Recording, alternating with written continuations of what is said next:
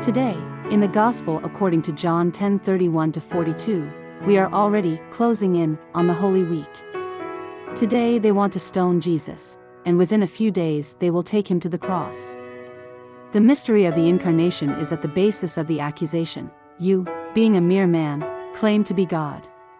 Christ is man and God. In fact, his detractors were moved by envy.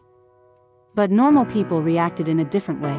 They were saying, while John performed no sign, yet everything John said about this man was true, and in that place many believed in Jesus. Lord Jesus, today you call us to believe in all the works that you have done, to accept that the Father is in you.